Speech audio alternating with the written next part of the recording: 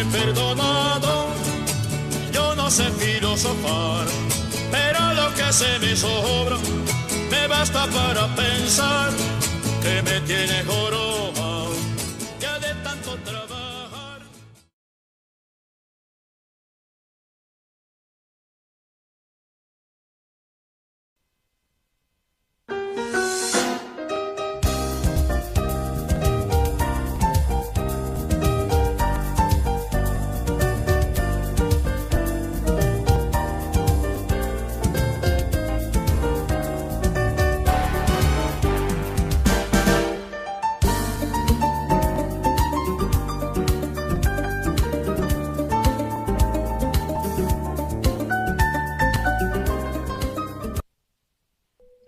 Queridos estudiantes y profesores, nuestros saludos para todos y sean bienvenidos a la Morfofisiología Humana 1.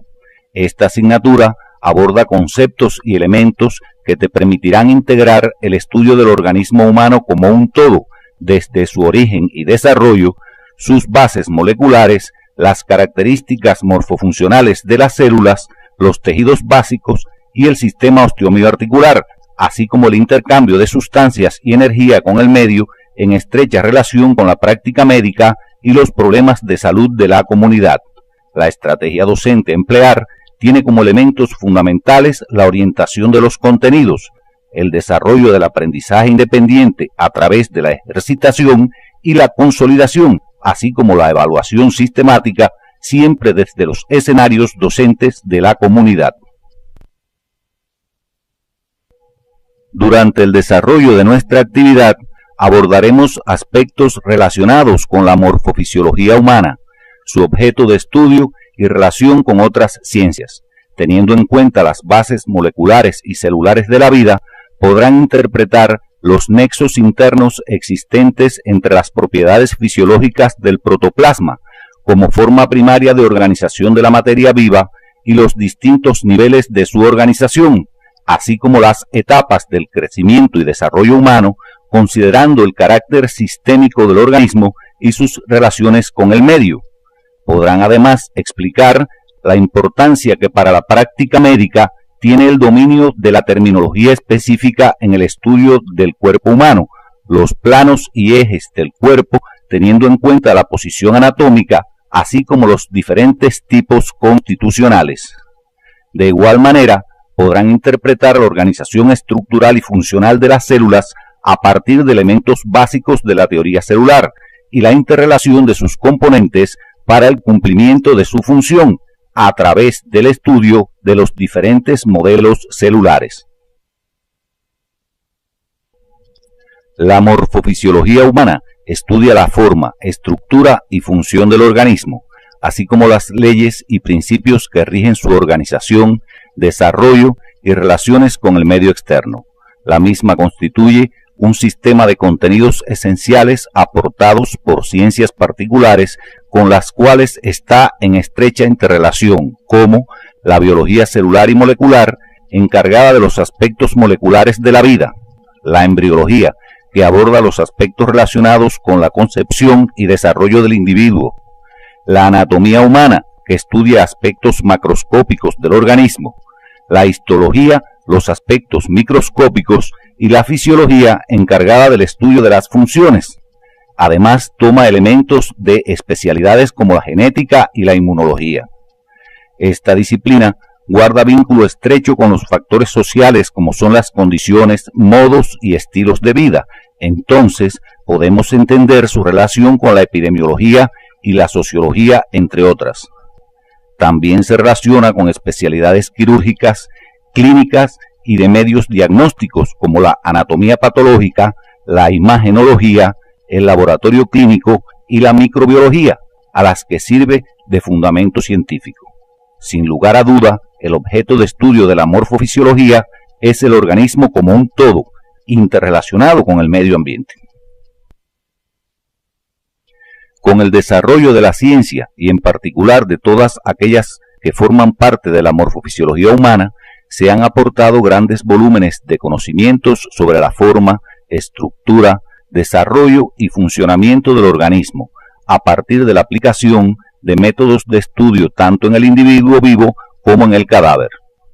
Cuando se trata de estudiar órganos, sistema de órganos y regiones del cuerpo humano a simple vista, algunos autores describen métodos que permiten el estudio por sistemas y otros que facilitan el estudio topográfico o por regiones. Otros métodos de gran utilidad son los que permiten la valoración funcional de los componentes del organismo vivo y generalmente se realizan en laboratorios. Están observando en la imagen algunos de estos métodos de estudio. Ustedes pueden profundizar en los mismos a través del material complementario que aparece en su CD. Para el estudio de las células y los tejidos desde el punto de vista microscópico se emplean diferentes métodos y técnicas, los que necesitan de la complementación del microscopio como instrumento indispensable para poder observarlas. Para el uso del microscopio es importante que conozcan cuántos tipos de microscopios existen y el basamento de su funcionamiento de forma general, el que se sustenta en la fuente de energía y sus sistemas de lentes. De ahí que en la microscopía se empleen diferentes tipos de microscopios en dependencia del interés de estudio. Por ejemplo, microscopios que emplean radiaciones visibles, de los cuales existen diferentes tipos. Hacia la izquierda de la imagen pueden ver el microscopio óptico de campo brillante y hacia la derecha un ejemplo de microscopio electrónico, los que emplean radiaciones invisibles y que pueden ser de varios tipos. Es importante que aprendan a utilizar de forma correcta el microscopio óptico de que disponen en el núcleo docente, lo que les permitirá la observación de estructuras celulares y tisulares. Entre las técnicas más empleadas para la observación de los tejidos está la de inclusión en parafina. De ella precisa utilidad y finalidad de cada paso. Estos contenidos los puedes estudiar siguiendo las orientaciones del CD, donde aparecen materiales complementarios correspondientes a cada uno de ellos. Otros métodos y técnicas empleados para el estudio de las células y los tejidos y que su uso depende de los objetivos del estudio pueden ser los métodos y técnicas para el estudio de células y tejidos vivos, entre los que tenemos el cultivo de tejido, que es el más empleado. Otros utilizados son la coloración vital, la coloración supravital y el trasplante de tejidos y órganos. Y aquellos métodos y técnicas que se emplean para el estudio de células y tejidos muertos y conservados, los que a su vez pueden clasificarse en métodos y técnicas citoquímicas e histoquímicas, entre las que se encuentran la reacción de Fulgen, que permite el estudio del ADN, la reacción de Paz, que permite el estudio de los polisacáridos, los sudanes, que permiten el estudio de las grasas. Por último, tenemos los métodos y técnicas citoquímicas e histoquímicas con basamento físico, entre los que tenemos la congelación y fractura, la inmunofluorescencia, la morfometría y la inmunocitoquímica, entre otros.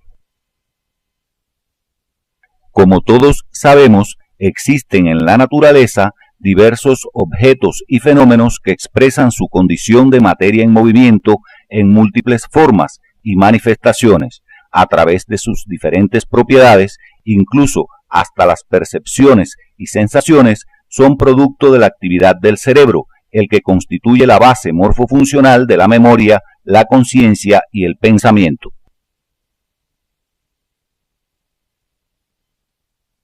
Sobre la materia, Lenin planteó: la materia es una categoría filosófica para designar la realidad objetiva, dada al hombre en sus sensaciones, calcada, fotografiada y reflejada por nuestras sensaciones, y existe independientemente de ella. El estudio de estos aspectos tiene gran importancia, pues permite la formación de una concepción científica del origen y organización de la materia. Sus propiedades y capacidad de interacción y combinación propician la aparición de niveles de organización que van desde los más simples o inferiores hasta los de mayor complejidad, llegando a formar verdaderos sistemas biológicos cualitativamente superiores, con características estructurales y funcionales propias.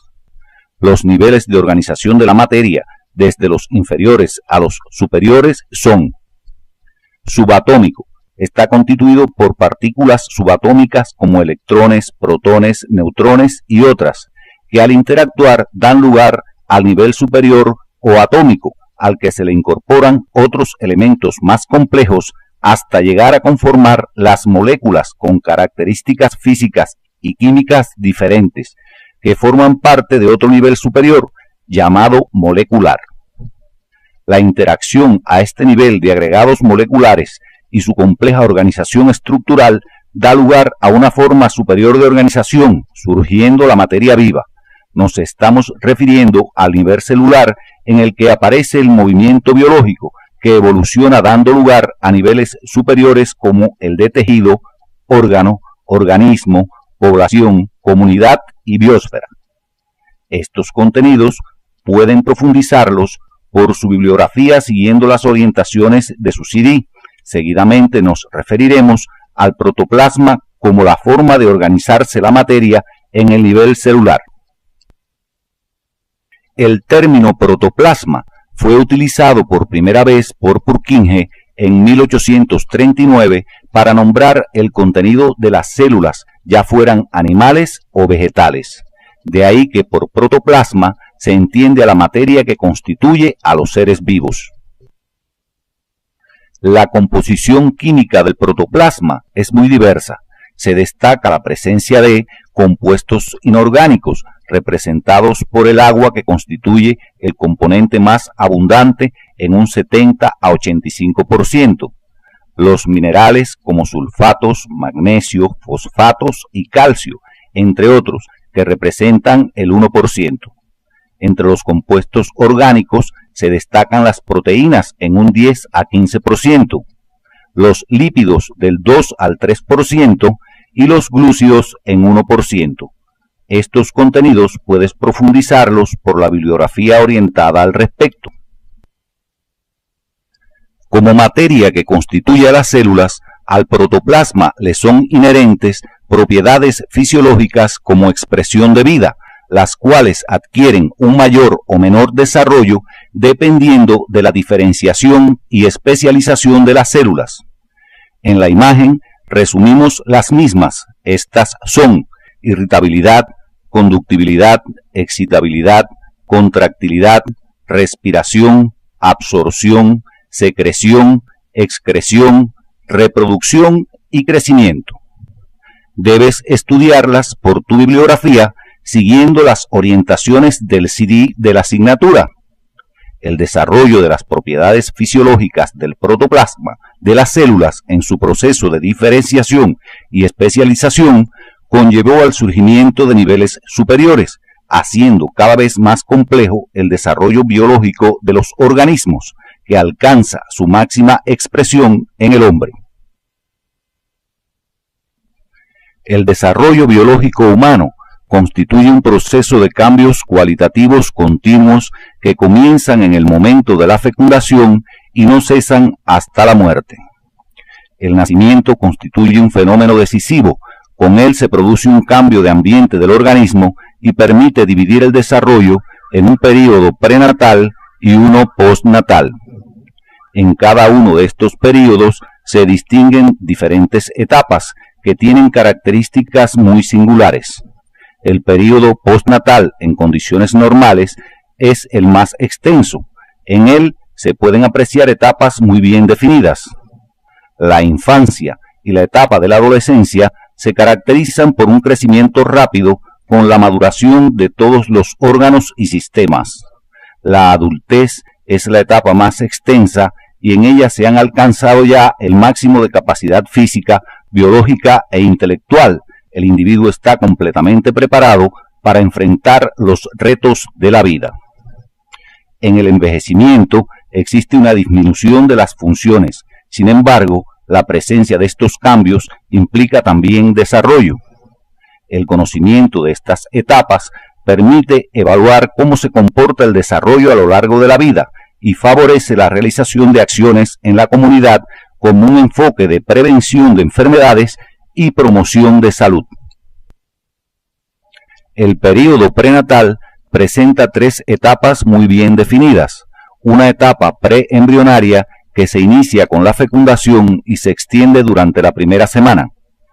Una etapa embrionaria que se extiende desde la segunda hasta la 8ª semana y se caracteriza por una rápida diferenciación de los tejidos para dar lugar a los esbozos de los órganos. Por tal motivo, es un período de gran vulnerabilidad a la acción de agentes externos nocivos al desarrollo que pueden producir malformaciones congénitas. Y la etapa fetal, que se extiende desde la 9ª semana hasta el nacimiento. En la misma continúa el desarrollo de los tejidos y órganos, dado por un crecimiento rápido y maduración de los mismos, lo que posibilita que la mayoría de ellos comiencen a funcionar durante la vida prenatal. En general, podemos resumir que el desarrollo ocurre durante toda la vida. Está regulado genéticamente, pero puede ser modificado por factores ambientales que lo favorecen o entorpecen. Tiene características particulares en sus diferentes periodos o etapas y una velocidad variable de cambios y crecimiento, haciendo que unas sean más susceptibles que otras a la aparición de determinados problemas de salud, como pueden ser las malformaciones congénitas en el periodo embrionario, la hipertensión arterial en el adulto o la pérdida de capacidades mentales en el adulto mayor. Por todo lo anterior, el desarrollo constituye un componente esencial en el proceso de salud. Como ya sabemos, un nivel superior de organización de la materia es el nivel de organismo, que en el humano está constituido por un conjunto de estructuras y órganos que constituyen sistemas que forman el cuerpo. Para facilitar el estudio del cuerpo humano y poder precisar su descripción, debes conocer que éste se divide en diferentes partes. Las partes del cuerpo humano son cabeza, cuello, tronco y miembros superiores e inferiores. Cada una de estas partes se subdividen en regiones. Así tenemos en la cabeza el cráneo y la cara, y en el cuello las regiones anterior, esternocleidomastoidea, laterales y posterior. Esta última no se observa en la imagen que se muestra. En el tronco se distinguen las regiones dorsal, pectoral, abdominal y perineal. Esta última no se observa en la imagen que se muestra. Cada miembro superior cuenta con 4 regiones que se nombran deltoidea o del hombro, brazo, antebrazo y mano, destacándose en esta última las regiones dorsal y palmar. Los miembros inferiores también presentan 4 regiones, llamadas glútea o cadera, muslo, pierna y pie. En el pie se distinguen el dorso y la planta. Además de estas partes, existen cavidades donde se alojan órganos de importancia. En la cabeza se encuentra la cavidad craneal, que contiene al encéfalo, y en el tronco las cavidades torácica, abdominal y pelviana. En la cavidad torácica se encuentran algunas vísceras como el corazón y los pulmones. En la cavidad abdominal se distinguen órganos del aparato digestivo como el estómago e intestinos y glándulas como el hígado y el páncreas. También se localizan los riñones, los uréteres y el vaso. En la cavidad pelviana se encuentra el recto, que pertenece al aparato digestivo, así como la vejiga urinaria y órganos del sistema urogenital. Las proporciones de las diferentes partes y cavidades del cuerpo varían de un individuo a otro, dando lugar a los tipos constitucionales, aspecto que por su importancia estudiaremos a continuación. Al hacer un estudio detallado de los individuos, se descubren diferencias entre ellos, tanto morfológicas como funcionales. Estas diferencias aportan la base para el estudio de los tipos constitucionales, que se definen como el conjunto de características morfofuncionales determinadas por factores genéticos y ambientales. Se han descrito diferentes clasificaciones de los tipos constitucionales. Una de las más utilizadas es la propuesta por Pende, que describe tres tipos: longilíneos, normolíneos y brevilíneos. Los longilíneos tienen crecimiento preferentemente en longitud, son delgados y con poco desarrollo muscular. Los brevilíneos de crecimiento preponderante en anchura y son de cuello y extremidades cortas. Y por último, los normolíneos, que tienen características intermedias y son los denominados atléticos, ya que presentan un gran desarrollo del esqueleto y del tejido muscular. Deben profundizar en el estudio de estas características de los tipos siguiendo las orientaciones del CD de la asignatura. Para describir las características del cuerpo humano es necesario tener presente el concepto de posición anatómica. La misma considera al cuerpo humano en posición vertical de frente al observador, con la mirada fija en el horizonte, los miembros inferiores juntos y los superiores colgando a ambos lados del cuerpo, con las palmas orientadas hacia adelante. Este es un aspecto de gran importancia durante la práctica médica. En esta imagen se ilustra la posición anatómica. Durante tus actividades de consolidación y ejercitación, practica la misma con tus compañeros. Además de la posición anatómica, es necesario el dominio de los ejes y planos, ya que ellos determinan los términos a emplear para facilitar la comunicación y comprensión de la literatura médica universal. Los ejes son líneas imaginarias que atraviesan el cuerpo y se emplean para comprender la mecánica articular, al suponer que el cuerpo gira alrededor de un eje. Estos son tres: el eje sagital, paralelo al suelo y a la sutura sagital del cráneo, orientado en sentido antero-posterior; el eje coronal o frontal, paralelo al suelo y a la sutura coronal del cráneo; y el eje vertical, perpendicular al suelo y paralelo a la longitud del cuerpo. Además, existen ejes oblicuos que presentan direcciones variables e intermedias a la de los ejes fundamentales. Los planos son superficies que cortan imaginariamente al cuerpo en un sentido determinado. Estos son tres y se caracterizan, al igual que los ejes, por ser perpendiculares entre sí y adoptan nombres relacionados con alguna estructura, teniendo la particularidad de que cada uno de ellos divide al cuerpo en dos partes. El plano sagital es vertical y paralelo a la sutura sagital del cráneo, dividiendo al cuerpo en dos partes, derecha e izquierda. Cuando éste coincide con la línea media del cuerpo, lo divide en dos mitades y se denomina plano medio. El plano coronal o frontal es vertical y paralelo a la sutura coronal del cráneo, dividiéndolo en dos mitades, anterior y posterior. Por último, el plano horizontal, paralelo al suelo, divide al cuerpo en dos partes, superior e inferior. El trazado imaginario de los planos y ejes facilitan la definición de términos generales de utilidad para la descripción de distintas características del cuerpo humano. Es importante destacar la relatividad en el uso de estos términos, según la posición del plano de referencia, particularmente en los miembros.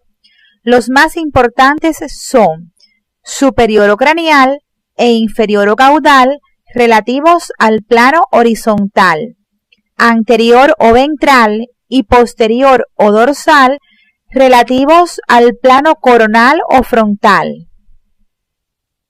Se utilizan otros términos relativos al plano medio, como son medio cuando coincide con el plano medio, medial cuando está cercano al plano medio, lateral cuando está alejado del plano medio e intermedio cuando está situado entre los puntos medial y lateral.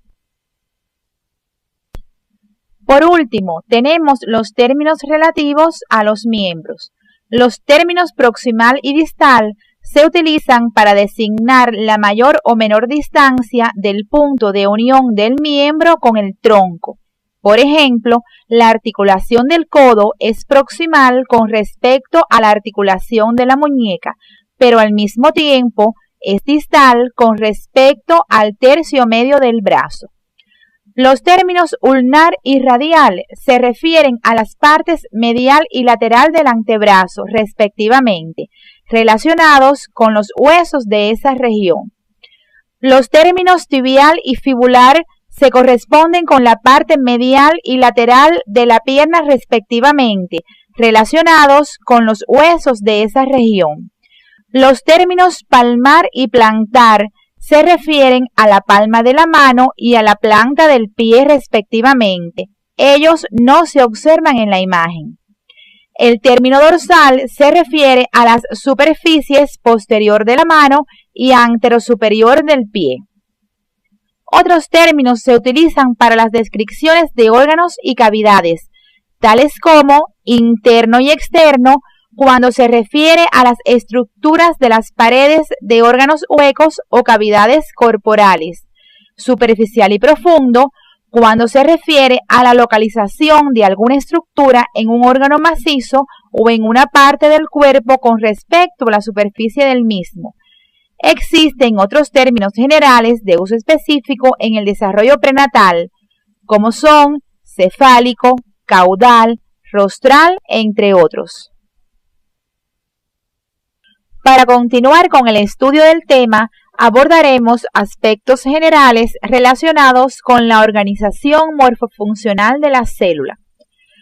A principios del siglo XIX, con los descubrimientos de diversos autores, se definió la teoría celular, la cual plantea que la célula es la unidad estructural y funcional de los organismos vivos, determina las características morfofuncionales de los mismos, se origina a partir de otras células y la continuidad se mantiene a través de la información contenida en el material genético.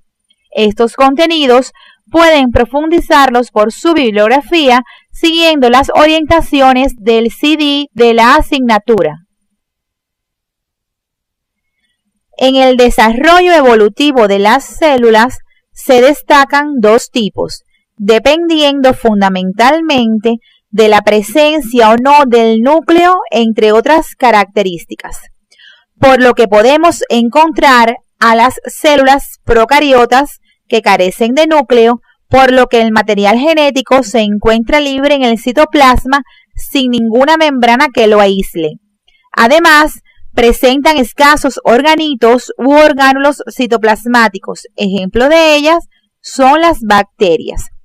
Y las células eucariotas, que se caracterizan fundamentalmente porque su material genético está aislado por membranas, localizado en una estructura que constituye el núcleo. Además, se destacan en ella la presencia de una gran variedad de organitos citoplasmáticos conformando junto al núcleo el sistema de endomembranas. Esta forma característica de organización garantiza la compartimentación celular, ya que cada componente de la célula ocupa distintos espacios delimitados por membranas. Estas estructuras realizan distintas funciones y mantienen una estrecha relación estructural y funcional. Por su nivel de complejidad morfofuncional, abordaremos en esta actividad el estudio de las células eucariotas, características de los organismos pluricelulares. Existen diferentes tipos y formas celulares como resultado de los procesos de diferenciación y especialización celular, asociándose estas para formar tejidos, órganos, aparatos y sistemas. Esto está relacionado, entre otros factores, con la forma que debe adquirir una célula teniendo en cuenta el tejido al que pertenece y la función que desempeña. Por tal razón, existen células con características y funciones comunes formando un tejido particular. De igual forma, existen otras con estructura y función diferente. Para estudiar las características morfofuncionales de una célula, les sugerimos sigan el siguiente orden. Características generales. donde deben tener en cuenta la forma, el tamaño, la disposición y abundancia o proporción. Características de su citoplasma. Tengan presente el aspecto, la coloración y los componentes más desarrollados. Características de su núcleo.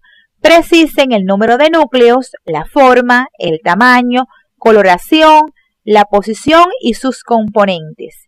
Y por último, establezcan la relación estructura-función.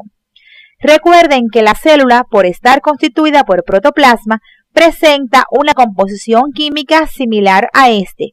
Estos contenidos pueden profundizarlos por su bibliografía siguiendo las orientaciones del CD de la asignatura.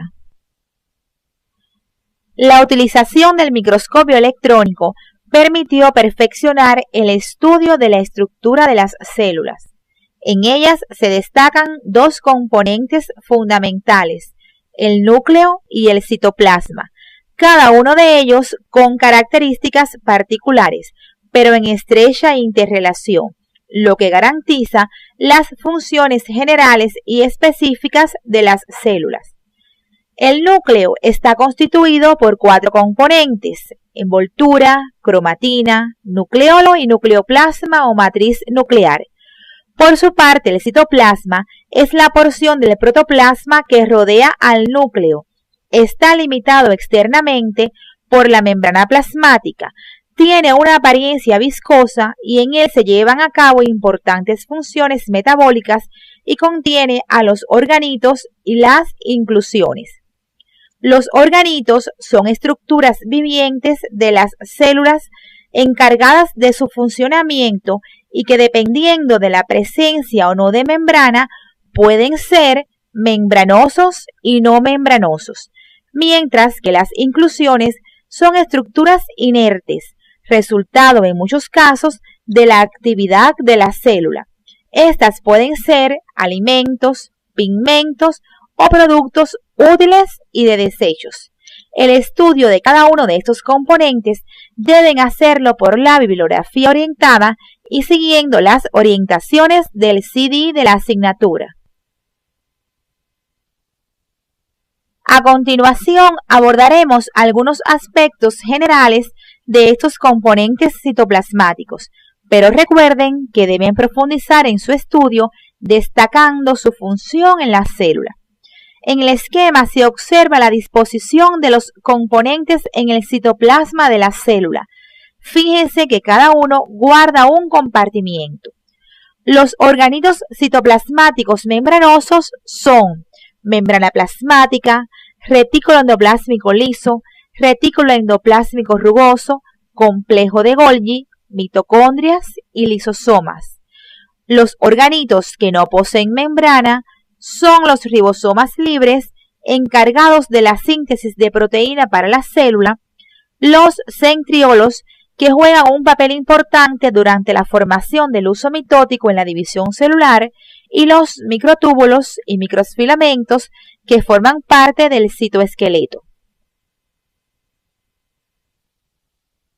En esta imagen están observando un esquema de la organización de la membrana plasmática, formada por una bicapa lipídica, fundamentalmente fosfolípidos y colesterol, en estrecha relación con las proteínas, a las que a su vez se unen carbohidratos.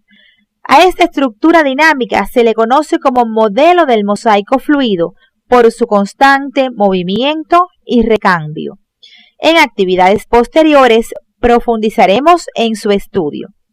En esta otra imagen pueden observar al microscopio electrónico la estructura trilaminar de las membranas plasmáticas de 2 células.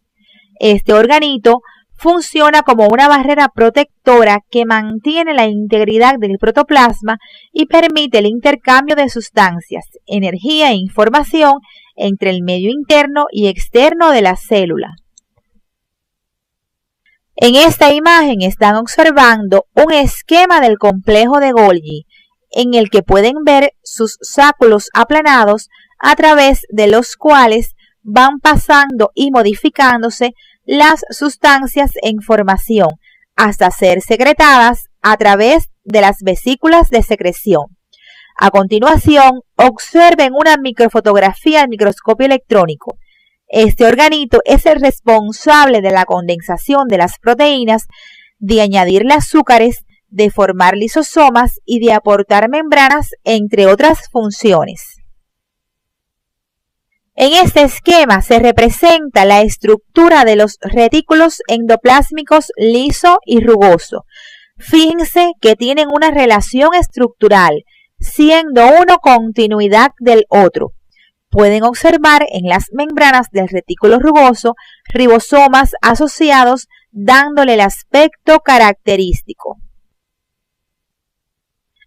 En esta fotomicrografía electrónica podemos ver los retículos endoplasmáticos liso y rugoso. El retículo liso es un sistema de túbulos aplanados que se anastomosan entre sí, carecen de ribosomas asociados a sus membranas y tiene la función de síntesis de lípidos, por lo que abundan en células que secretan estos compuestos. Además, se plantea que participa en la síntesis de ácido clorhídrico, detoxificación del organismo y en el almacenamiento de los iones calcio que intervienen directamente en la contracción muscular. Por su parte, el retículo endoplasmático rugoso está constituido por cisternas interconectadas en forma de vesículas aplanadas, redondeadas, y túbulos que se anastomosan entre sí y unidos a su superficie se encuentran los ribosomas. Tiene la función de la síntesis de proteínas para la secreción. En esta imagen pueden observar a la izquierda un esquema de una mitocondria, donde se destaca la disposición de su doble membrana y las crestas. Hacia la derecha se observan las mismas estructuras, pero al microscopio electrónico. Las mitocondrias son las responsables del aporte de ATP mediante el proceso de la respiración celular. Cuando estudien de forma independiente el resto de los componentes citoplasmáticos, deben tener en cuenta sus características al microscopio óptico, al electrónico y sus funciones. Deben auxiliarse de las orientaciones del CD de la asignatura. En esta imagen podemos observar en el citoplasma de las células diferentes tipos de inclusiones. En un corte de tejido donde se utilizó la tinción del ácido periódico de Schiff, se observa en el citoplasma de la célula un moteado rojo que se corresponde con la presencia de los gránulos de glucógeno, mientras que en un corte de tejido donde se utilizó la tinción de nitrato de plata, podemos observar gránulos oscuros de color marrón correspondientes a la presencia de lípidos. En la parte inferior de la imagen se observan como moteado oscuro los gránulos de zimógeno en una célula secretora de proteínas y hacia la derecha gránulos correspondientes a pigmentos de melanina. Para el estudio de las inclusiones pueden apoyarse en las orientaciones del CD. Como pueden ver en la imagen, existen diferentes tipos celulares en el organismo, en dependencia de la función que desempeña. A partir de células indiferenciadas comienzan a desarrollarse sus componentes, dando lugar a diferentes modelos celulares que responden a funciones específicas. Por ejemplo, existen células cuyo aparato de síntesis ha alcanzado un gran desarrollo, permitiendo la síntesis y secreción de determinadas sustancias, ya sean proteínas, lípidos, glucoproteínas, esteroides, entre otras. Por su parte, las células especializadas en la absorción desarrollan estructuras en su membrana plasmática que facilitan cumplir con su función. Presentan además organitos que participan en el proceso. Las células fagocíticas, por su parte, tendrán gran desarrollo de los lisosomas, entre otros componentes, ya que estos son los encargados de la digestión celular. A continuación observarán la interrelación de estos componentes en una célula secretora de proteínas. En la imagen se representa de forma esquemática la interrelación morfofuncional que se establece entre el retículo endoplásmico rugoso, el aparato de Golgi y la membrana plasmática durante el proceso de secreción de proteínas. Generalmente, estas células tienen forma cilíndrica. Observen el desarrollo de estos componentes en el citoplasma de la célula y el trayecto de la secreción desde las cisternas del retículo a través de las vesículas de transferencia hasta incorporarse a los sacos de Golgi para terminar de formarse. Luego, a través de la cara madura o secretora del aparato de Golgi, emergen vesículas de secreción con el producto en su interior. Posteriormente, la membrana plasmática desempeña un papel fundamental, permitiendo la secreción de la proteína elaborada.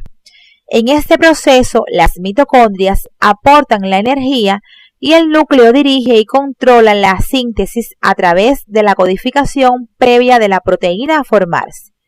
Es importante que una vez que hayan estudiado los componentes celulares y comprendido el ejemplo que les mostramos, sean capaces de interpretar la interrelación que se establece entre los componentes del citoplasma y entre estos y el núcleo, para garantizar el cumplimiento de la función de las diferentes células del cuerpo. Utilicen los modelos orientados anteriormente. Para ello es necesario que precisen la función de cada componente y el nivel de desarrollo que alcanzan en cada una de las células, teniendo en cuenta la diferenciación y especialización de las mismas. Hasta aquí hemos abordado elementos básicos que nos introducen en el estudio de la morfofisiología humana y nos permiten llegar a las siguientes conclusiones. La morfofisiología humana tiene como objeto de estudio al organismo humano. Emplea los diferentes métodos de estudio de cada una de las ciencias que la integran y constituye el fundamento científico de las ciencias médicas. El organismo humano como un todo es el resultado de la integración de diferentes niveles de organización y desarrollo de la materia viva, en estrecha relación con el medio ambiente.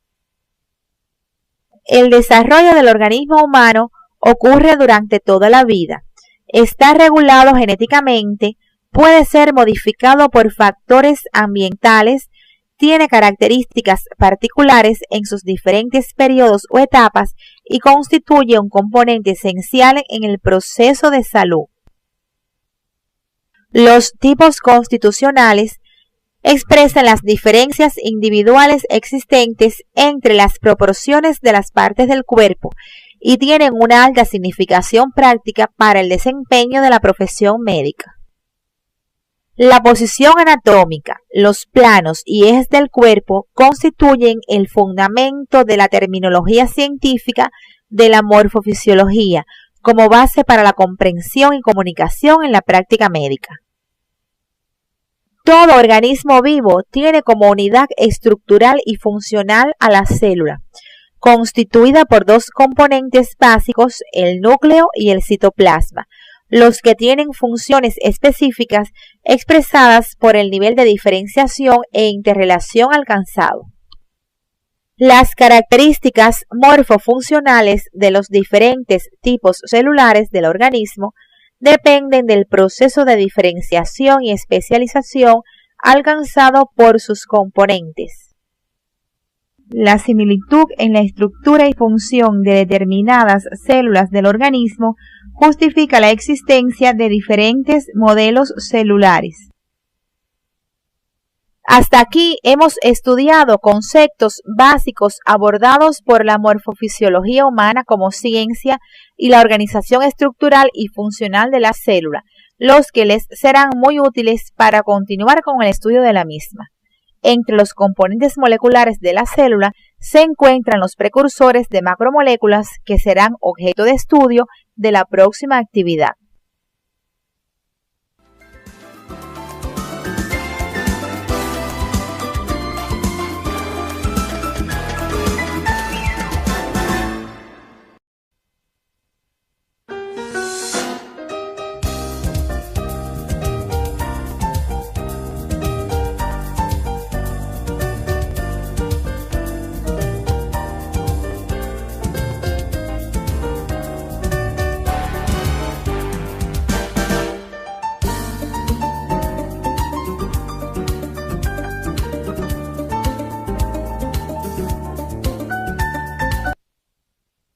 Saludos a todos. En la actividad orientadora anterior se estudiaron las generalidades de la morfofisiología humana como ciencia, aspectos relativos al crecimiento y desarrollo biológico del hombre, la terminología anatómica relacionada con el cuerpo humano, así como las características morfofuncionales de la célula.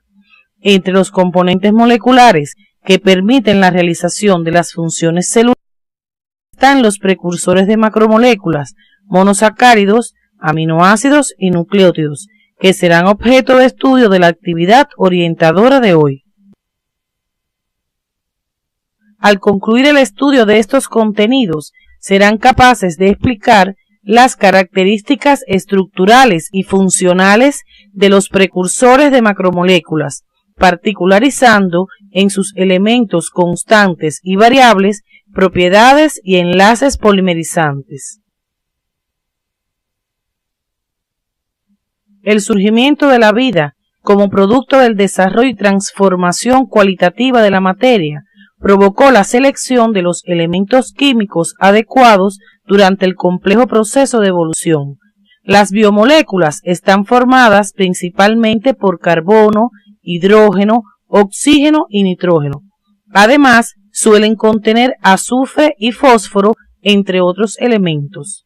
Entre estas biomoléculas se encuentran los precursores, que al polimerizarse mediante enlaces covalentes forman las macromoléculas.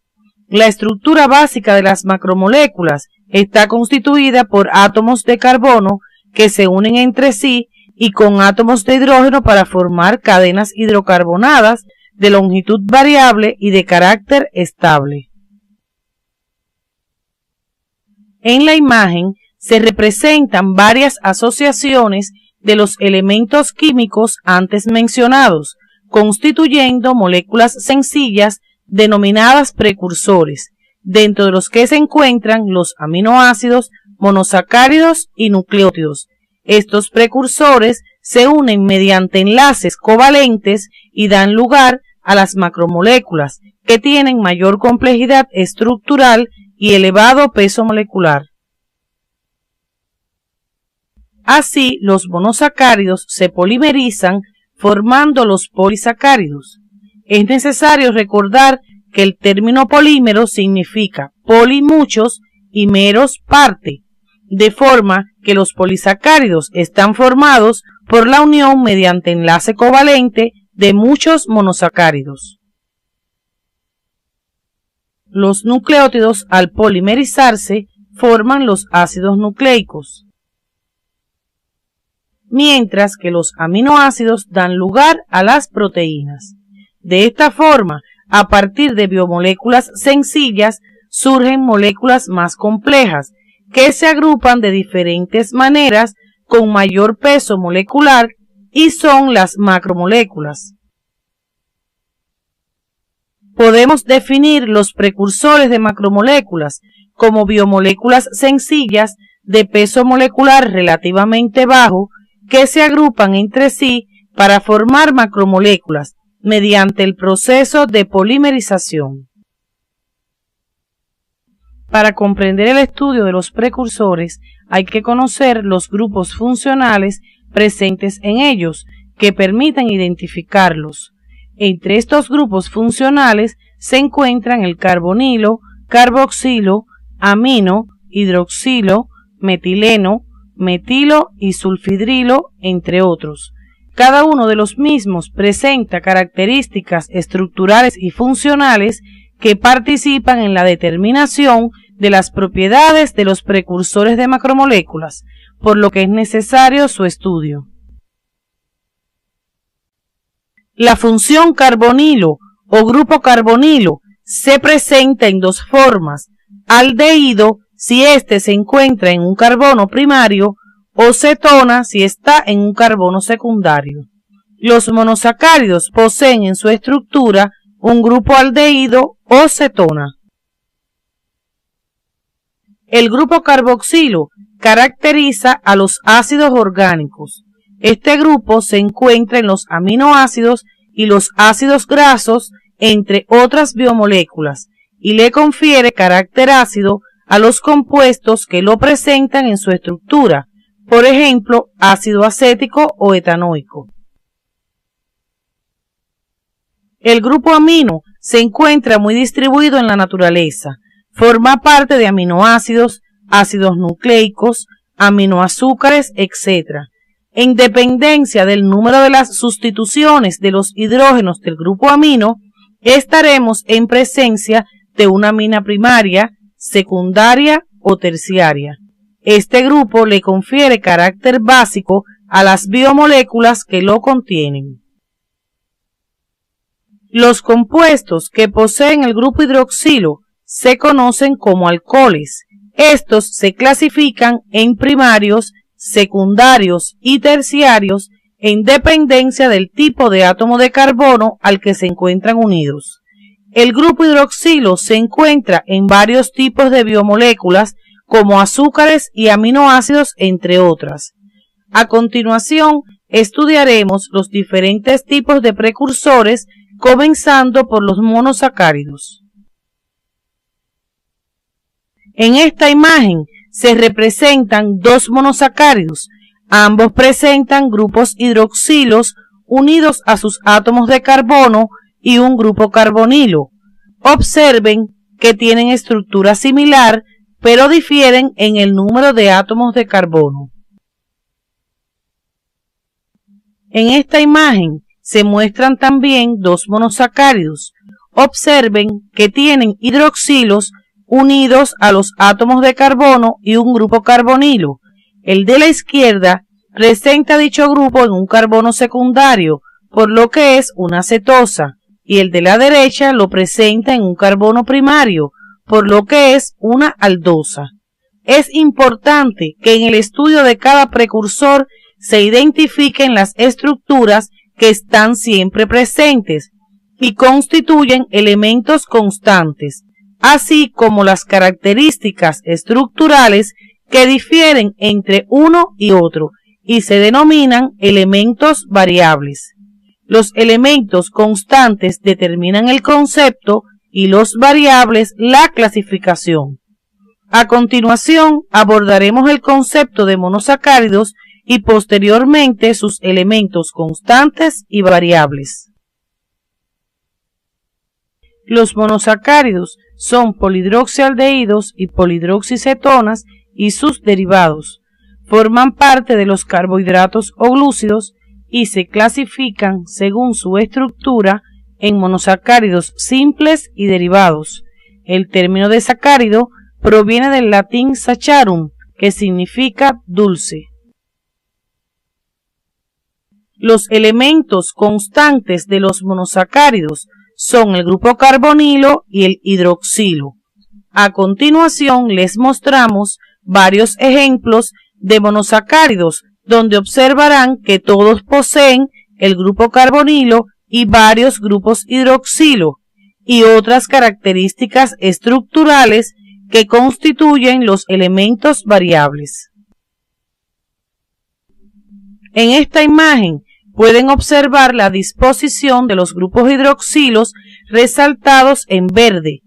Fíjense que son diferentes en ambos compuestos. Estos hidroxilos están unidos a átomos de carbono asimétricos. Deben recordar que estos átomos tienen sus 4 valencias unidas a agrupaciones atómicas diferentes.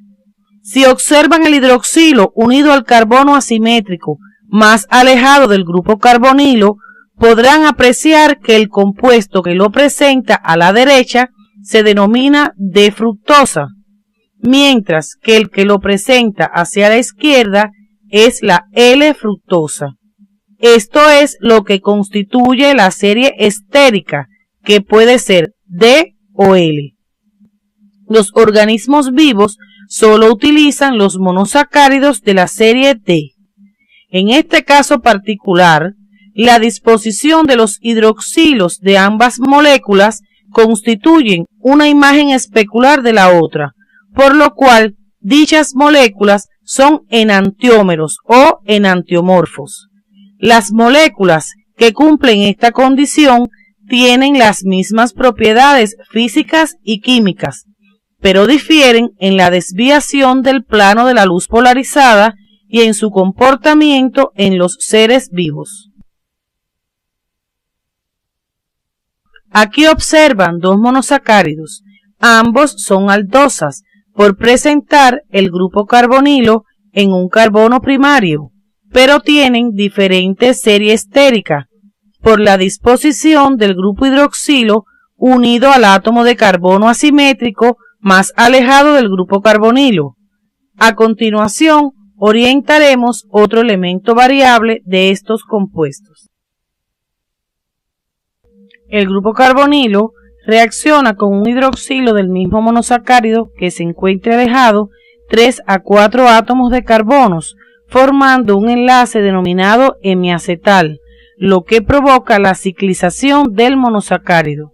Cuando el grupo carbonilo reacciona con el hidroxilo que se encuentra en el cuarto átomo de carbono a partir del mismo, se establece un anillo de 6 lados que por su semejanza con un compuesto llamado pirano se denomina piranósica.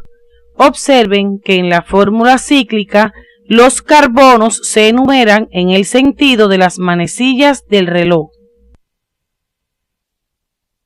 Cuando el grupo carbonilo reacciona con el hidroxilo que se encuentra en el tercer átomo de carbono a partir del mismo, se establece un anillo de 5 lados que por su semejanza con un compuesto llamado furano se denomina forma furanósica. Observen la numeración de los átomos de carbono en el sentido de las manecillas del reloj. En las formas cíclicas, el carbono del grupo carbonilo se convierte en un carbono asimétrico y ahora se denomina carbono anomérico, que en este caso se corresponde con el carbono 1. Como se observa, al ciclizarse la molécula, el hidroxilo unido al carbono anomérico puede quedar por encima o por debajo del plano del anillo. Cuando el hidroxilo del carbono anomérico está por debajo del plano del anillo, se denomina alfa, mientras que cuando está por encima es beta. Ahora estamos en condiciones de resumir los elementos variables de los monosacáridos. Los elementos variables de los monosacáridos son la posición del grupo carbonilo. Si está en un carbono primario es una aldosa, mientras que si se encuentra en un carbono secundario es una cetosa.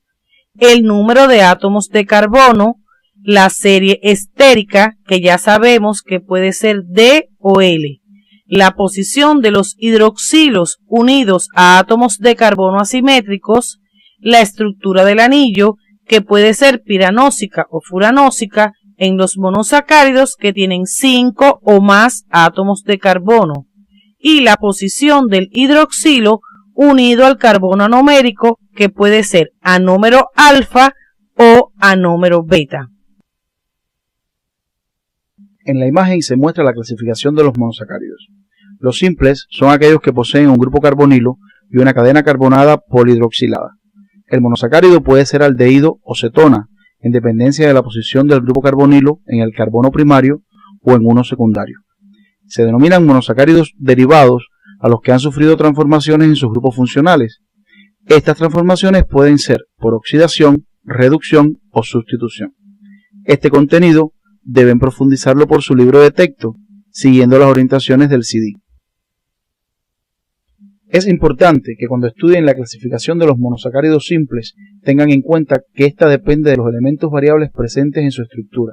De esta manera se clasifican de acuerdo a posición del grupo carbonilo, número de átomos de carbono, según la disposición de los grupos hidroxilos unidos a carbonos asimétricos, según la disposición del grupo hidroxilo unido al carbono asimétrico más alejado del grupo carbonilo. Los monosacáridos se clasifican también en dextrógiros o levógiros en dependencia a si desplazan el plano de la luz polarizada a la derecha o a la izquierda, respectivamente, al ser colocados en un polarímetro. La reacción que experimenta el hidroxilo anomérico con otro hidroxilo de cualquier compuesto da lugar a un enlace acetal. en su formación se libera una molécula de agua. Cuando el otro hidroxilo pertenece a otro monosacárido, este enlace acetálico toma el nombre de enlace glicosídico. Este es el enlace que polimeriza a los monosacáridos para formar los polisacáridos. Si el hidroxilo anomérico está hacia arriba, el enlace se denomina beta-glicosídico, mientras que si está hacia abajo es alfa-glicosídico. Hasta aquí hemos orientado las características estructurales de los monosacáridos. A continuación nos referiremos a sus funciones. Entre sus funciones tenemos ser fuente de energía, pues en su oxidación completa hasta dióxido de carbono y agua se forman cantidades apreciables de ATP. Constituir una fuente carbonada, ya que parte de su cadena carbonada puede transformarse en compuestos no glucídicos como lípidos y aminoácidos. Formar parte de moléculas más complejas como glicoproteínas, glicolípidos y nucleótidos. Son los precursores de los oligo y polisacáridos. Los monosacáridos cumplen el principio de multiplicidad de utilización, ya que realizan más de una función en el organismo. Ahora pasaremos al estudio de otro de los precursores de macromoléculas, los aminoácidos. Los aminoácidos son las unidades estructurales de las proteínas. Son 20 los aminoácidos que se encuentran en la estructura de los péptidos y proteínas. Observen los aminoácidos que se muestran en la imagen y detallen los elementos constantes y variables de su estructura. En la imagen se observa la fórmula general de los aminoácidos. El grupo carboxilo y el amino se unen al carbono alfa, así como también la cadena lateral que se representa por R. Los aminoácidos son ácidos orgánicos, en los que al menos un hidrógeno ha sido sustituido por un grupo amino. Cumplen funciones variadas, pero la más importante es constituir las unidades estructurales de los péptidos y las proteínas. Los elementos constantes de los aminoácidos son el grupo amino y el carboxilo, mientras que el variable es el tipo de cadena lateral. En esta imagen se muestra la clasificación de los aminoácidos tomando en cuenta su elemento variable, es decir, la estructura de la cadena lateral. Aminoácidos con cadena lateral alifática, que se dividen a su vez en cadena hidrocarbonada pura, con grupo hidroxilo en su cadena lateral, que contiene átomos de azufre en su cadena lateral, aminoácidos con anillo aromático en su cadena lateral, aminoácidos con grupo carboxilo o amida en su cadena lateral, aminoácidos con grupos básicos en su cadena lateral y aminoácidos cíclicos. Existen otros criterios de clasificación que se muestran en la imagen, como son el número de grupos carboxilos y básicos, que son grupos disociables. Se clasifican en ácidos si presentan dos grupos carboxilos y un amino, básicos si tienen dos grupos básicos y uno solo carboxilo, y neutros si presentan un grupo de cada tipo. Según la presencia de grupos químicos polares en su cadena lateral, se dividen en polares, que pueden ser iónicos o poco iónicos, y apolares. Veremos a continuación las funciones de los aminoácidos. Los aminoácidos cumplen el principio de la multiplicidad de utilización. Por ejemplo, son precursores de proteínas, forman parte estructural de las vitaminas, son precursores de algunas hormonas, constituyen neurotransmisores y algunos antibióticos son aminoácidos, como por ejemplo el cloranfenicol. En las imágenes se muestra la formación del enlace peptídico, responsable de la polimerización de los aminoácidos. Como se observa, se libera una molécula de agua. Ya hemos estudiado dos tipos de precursores, los monosacáridos y los aminoácidos. A continuación, orientaremos el estudio de los nucleótidos, que son los precursores de mayor complejidad estructural. Los nucleótidos son compuestos formados por una base nitrogenada, un azúcar y por uno o varios grupos fosfatos. Su estructura se mantiene por los enlaces que observaremos a continuación. Aquí se observan los enlaces que mantienen la estructura de los nucleótidos. Beta-N-glicosídico entre el azúcar y la base nitrogenada. Éster fosfórico entre el hidroxilo del azúcar y el fosfato. Anhidrido fosfórico. En la imagen se observan los elementos constantes y variables de los nucleótidos.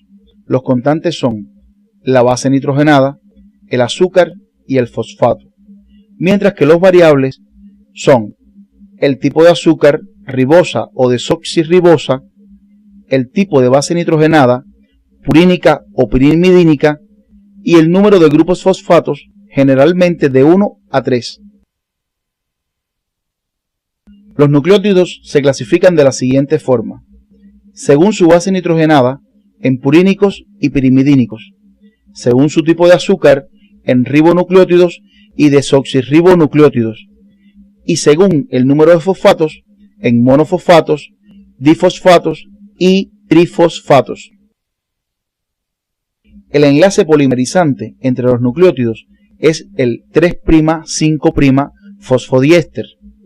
Observe que el fosfato o ácido fosfórico reacciona con dos hidroxilos, uno del carbono 3' y otro del carbono 5', formando dos enlaces de tipo éster fosfórico y liberando una molécula de agua. Por último, estudiaremos las funciones de los nucleótidos. Los nucleótidos cumplen también con el principio de multiplicidad de utilización, ya que son fuente de energía, son cofactores enzimáticos, algunos son reguladores del metabolismo y son precursores de ácidos nucleicos. Lo estudiado en la actividad de hoy nos permite llegar a las siguientes conclusiones. Las características estructurales de los precursores de macromoléculas determinan su función biológica. Los monosacáridos, aminoácidos y nucleótidos desempeñan importantes funciones por lo que cumplen el principio de multiplicidad de utilización. Los enlaces polimerizantes de los precursores son del tipo covalentes, fuertes y además en medio acuoso son estables. En la actividad de hoy orientamos el estudio de los precursores de macromoléculas y observamos que los grupos funcionales, así como las características estructurales de dichas moléculas, determinan su función biológica. En la próxima actividad estudiaremos cómo las características de los precursores determinan la estructura y funciones de las macromoléculas como manifestación de la estrecha interrelación que existe entre la materia que constituye nuestro universo.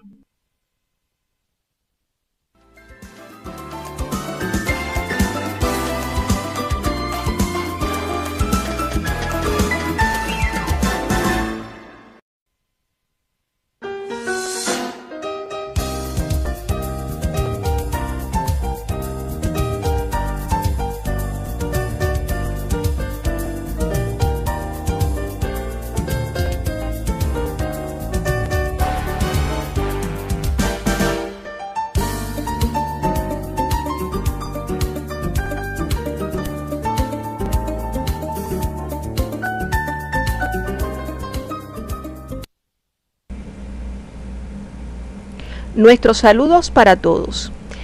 En la actividad orientadora anterior se estudiaron los precursores de macromoléculas, sus características estructurales y funcionales, así como sus enlaces polimerizantes, que permiten la formación de macromoléculas.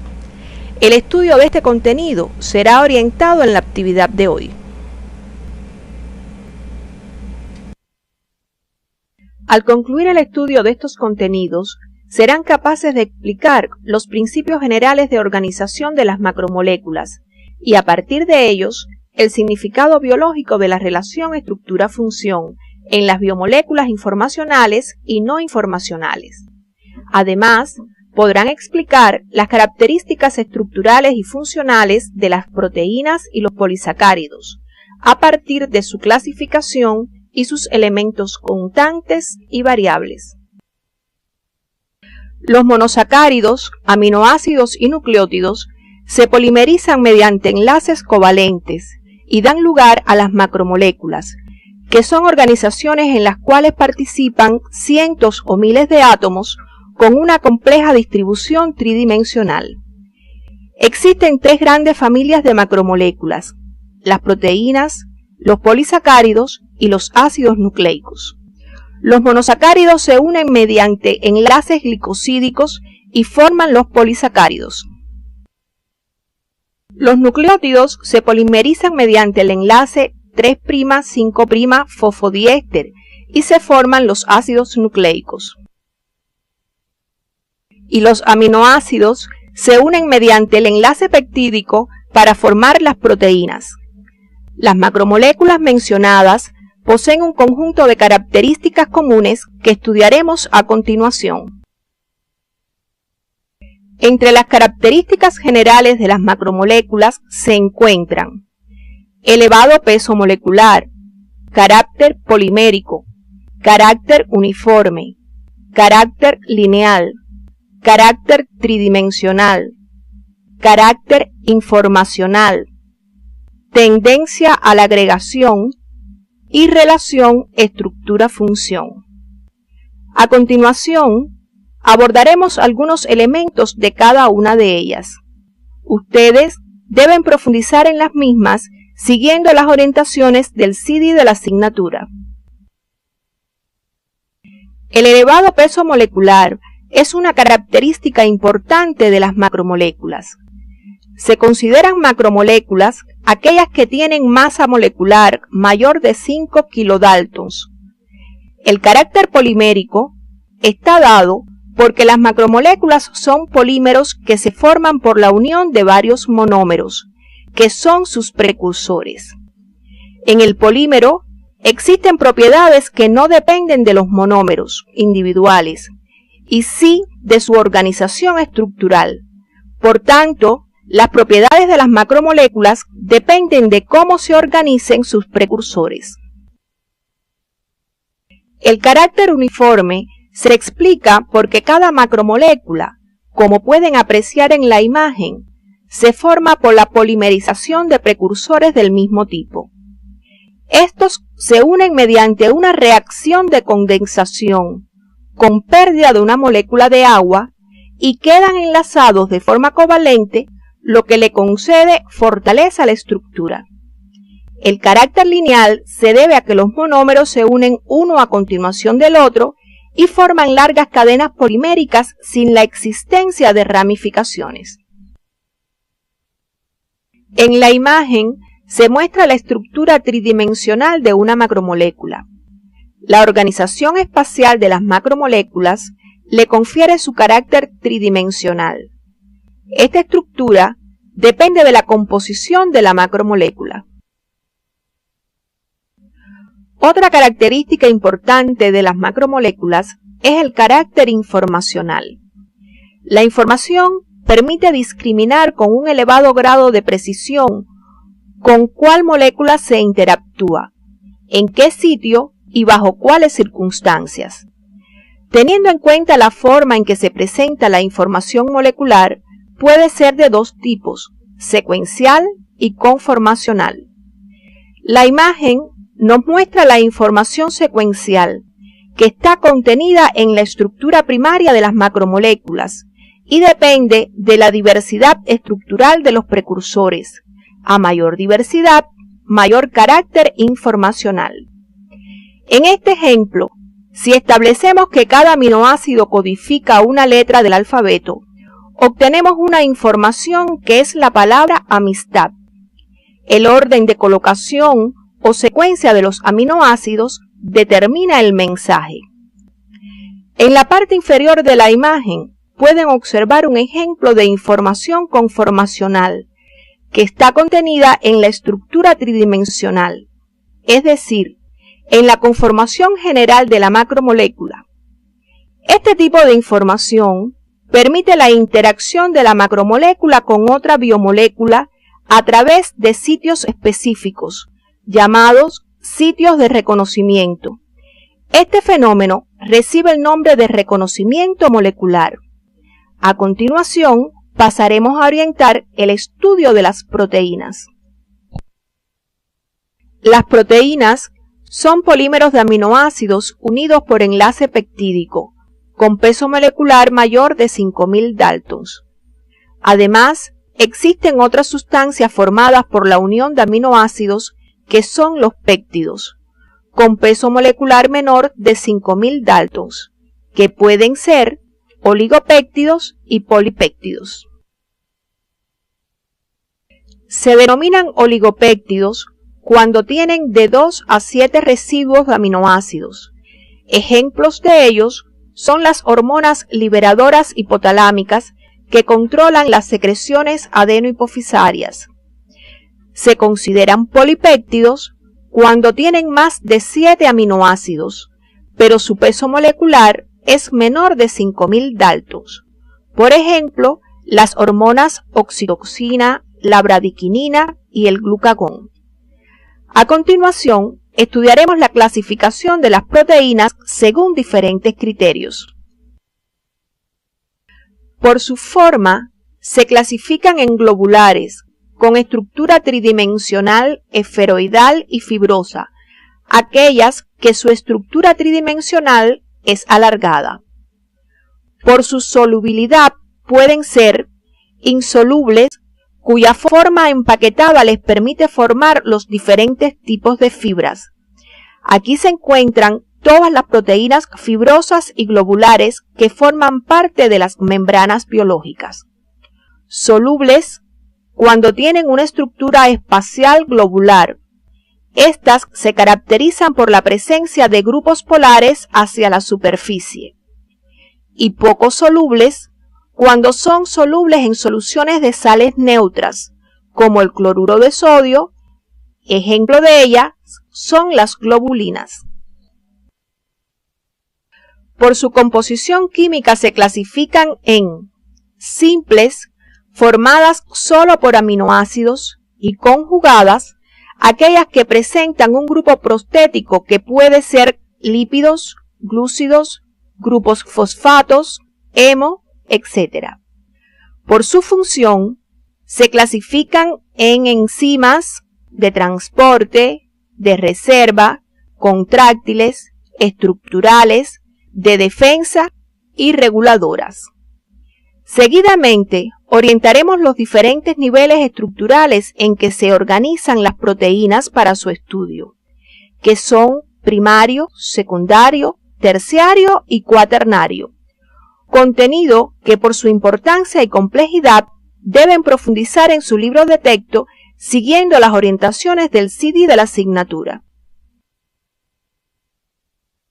La estructura o nivel de organización primario se define como el orden o secuencia de los aminoácidos en la cadena peptídica.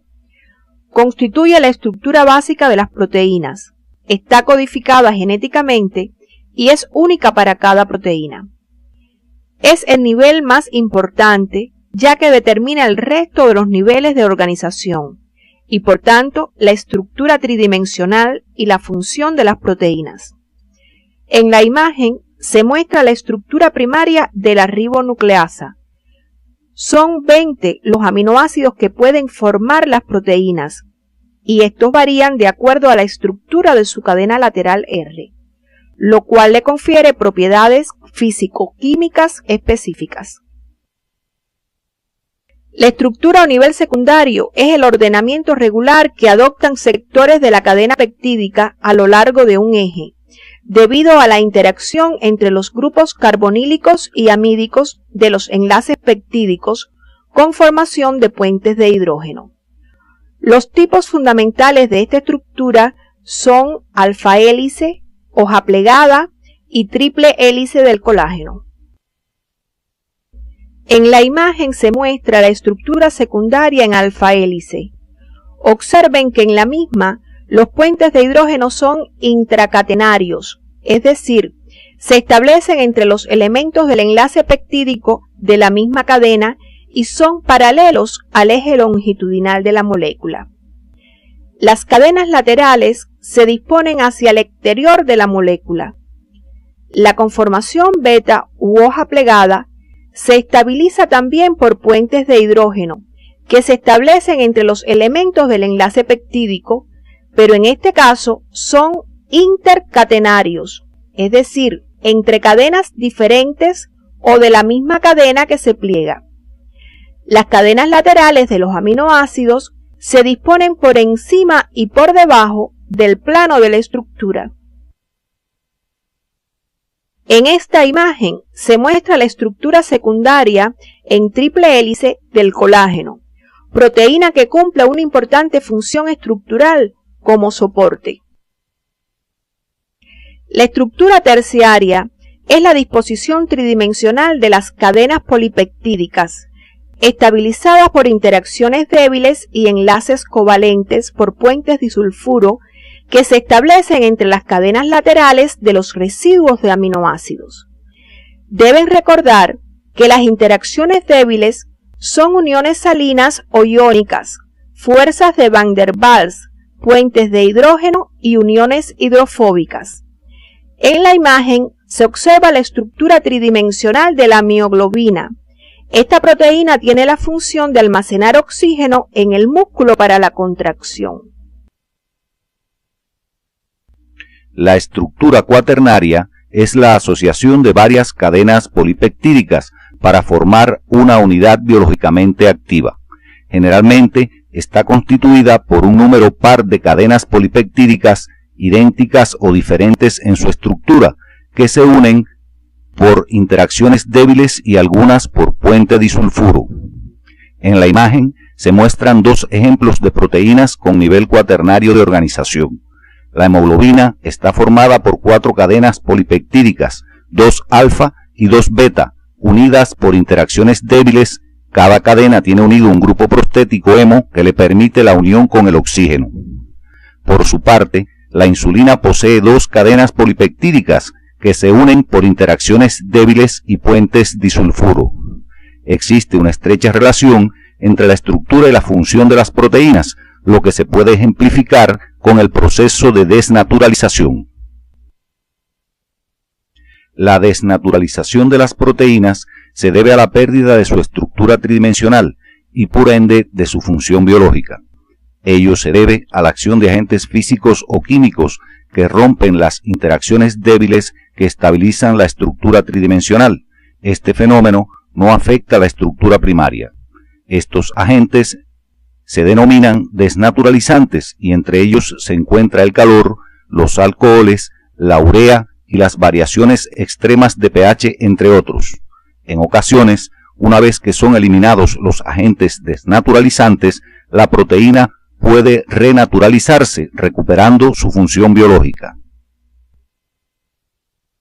Las propiedades fisicoquímicas de las proteínas son consecuencia de su gran tamaño y la presencia de grupos ionizables. Debido a su gran tamaño, forman sistemas coloidales cuando se encuentran dispersas en medios acuosos, no dializan, o sea, no pueden difundir a través de las membranas.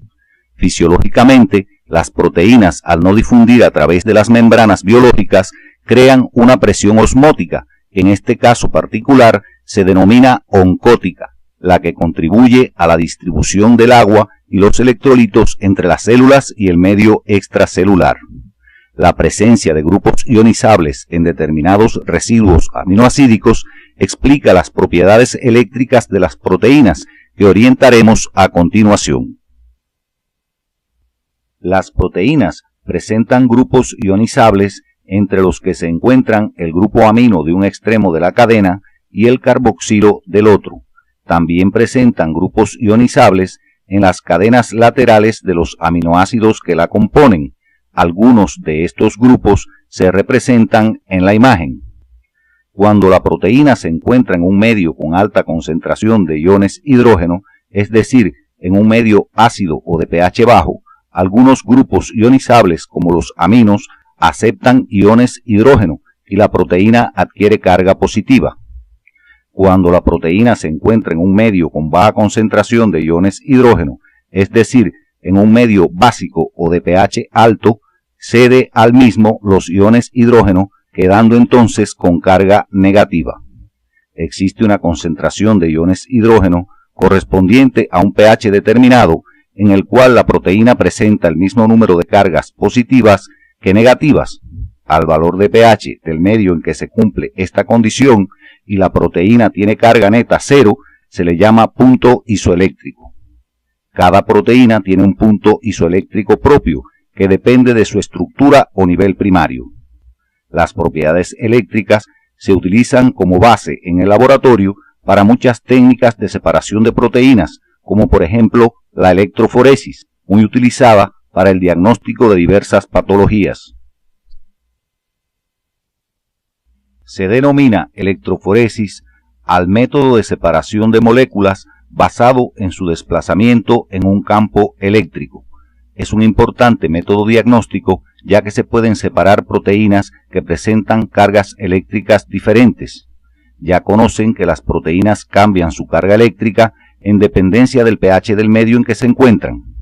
El medio más utilizado en los laboratorios clínicos es el de pH 8,6, en el cual las proteínas de la sangre adquieren carga negativa. Al colocar las mismas en un campo eléctrico, migran del polo negativo llamado cátodo al polo positivo llamado ánodo. A medida que sea mayor su carga y menor su masa molecular, migrarán más rápido, por lo que se separan. Finalmente se añade un colorante para visualizarlas. Otro tipo de macromolécula que estudiaremos en esta actividad son los polisacáridos, que se caracterizan por presentar monotonía estructural. Los glúcidos o carbohidratos son las biomoléculas más abundantes en la naturaleza. Entre ellos se encuentran los monosacáridos, ya estudiados, los disacáridos, los oligosacáridos y los polisacáridos. Los polisacáridos son aquellos que tienen más de 10 moléculas de monosacáridos. Son polímeros de monosacáridos unidos mediante enlace glicosídico, poseen un peso molecular elevado, son estables en medio acuoso y tienen como peculiaridad que no poseen un número exacto de monómeros. Los oligosacáridos son moléculas que poseen desde 3 hasta 10 monosacáridos. Casi siempre aparecen unidos a proteínas y lípidos, formando glicolípidos y glicoproteínas a las que alteran su solubilidad debido a que contienen agrupaciones altamente hidrofílicas. Los disacáridos constituyen la unidad básica estructural de los homopolisacáridos y de los mucopolisacáridos ácidos. A continuación mencionaremos su clasificación. El estudio de los mismos deben profundizarlo en su libro de texto siguiendo las orientaciones del CD. Los disacáridos se clasifican en homodisacáridos si rinden por hidrólisis el mismo tipo de monosacárido y heterodisacáridos si se obtienen monosacáridos diferentes. Dentro de los homodisacáridos están la maltosa, formada por 2 moléculas de D-glucosa unidas por enlace alfa-1,4 glicosídico, y la isomaltosa, formada por 2 moléculas de D-glucosa unidas por enlace alfa-1,6 glucosídico. Dentro de los heterodisacáridos están la lactosa o azúcar de la leche, integrada por una molécula de galactosa y otra de glucosa, unidas mediante enlace beta-1,4 glicosídico, y la sacarosa o azúcar de caña, constituida por una molécula de glucosa y otra de fructosa, unidas por enlace alfa-1,2 glicosídico. A continuación orientaremos el estudio de los polisacáridos. Los polisacáridos se clasifican en homopolisacáridos y heteropolisacáridos. Los homopolisacáridos son polímeros del mismo monosacárido. Aquí encontramos el almidón, el glucógeno, la celulosa, la pectina y la quitina. Los heteropolisacáridos son polímeros de diferentes monosacáridos. Deben profundizar en el estudio de los mismos siguiendo las orientaciones del CD de la asignatura. El almidón está formado por 2 tipos de polímeros, la amilosa y la amilopectina. La amilosa es un polímero lineal largo de D-glucosas unidas mediante enlace glicosídico tipo alfa-1,4. La amilopectina es un polímero ramificado de glucosas unidas por enlace alfa-1,4 glicosídico, pero cada 24 a 30 residuos existen puntos de ramificación mediante enlace glicosídico del tipo alfa-1,6. El almidón tiene la función de constituir la reserva energética más importante de las células vegetales. El glucógeno es un polímero de alfa-D glucosas que se unen por enlace glicosídico alfa-1,4, lo que permite el crecimiento del polímero en sentido lineal, y por enlaces glicosídico alfa-1,6 que facilita el establecimiento de ramificaciones cada 8 a 12 residuos de monosacáridos. Esto le confiere mayor solubilidad que el almidón. Este homopolisacárido es una reserva energética importante en las células animales. El glucógeno se almacena fundamentalmente en el hígado y un % pequeño a nivel del músculo esquelético. La celulosa es un polímero lineal cuyo precursor es la beta-D-glucosa, que se unen mediante enlace glicosídico beta-1,4. Es precisamente este enlace lo que le permite formar una red estabilizada por puentes de hidrógeno intercatenarios que origina fibras supramacromoleculares lineales y estables de gran resistencia a la tensión. La celulosa tiene función estructural y se encuentra en las paredes celulares de las plantas, en particular tallos y troncos. Los polisacáridos desempeñan importantes funciones en el organismo, como el almacenamiento de energía, destacándose el almidón en los vegetales y el glucógeno en los animales. La estructural, al formar parte de la estructura de los organismos vivos, como la celulosa en las plantas, la quitina en los artrópodos y los glicosaminoglicanos en los vertebrados. Y el reconocimiento molecular, función en que participan los glúcidos de la membrana plasmática. En la actividad orientadora de hoy, arribamos a las siguientes conclusiones. Las macromoléculas se forman por la unión de sus precursores mediante enlaces covalentes y tienen elevado peso molecular. Entre ellas se encuentran los polisacáridos, los ácidos nucleicos y las proteínas, siendo estas últimas la de mayor diversidad estructural y funcional. Existe una estrecha relación entre la estructura y la función de las macromoléculas, siendo el nivel primario el que determina el resto de los niveles estructurales. Las proteínas cumplen con el principio de multiplicidad de utilización, debido a que son capaces de cumplir múltiples funciones en el organismo. Los polisacáridos son las macromoléculas más abundantes en la naturaleza, y sus funciones más generales son la de almacenamiento, la estructural y la de reconocimiento. En la próxima actividad orientadora continuaremos con el estudio de otra macromolécula de gran importancia biológica por su participación en los procesos de la herencia. Nos referimos a los ácidos nucleicos.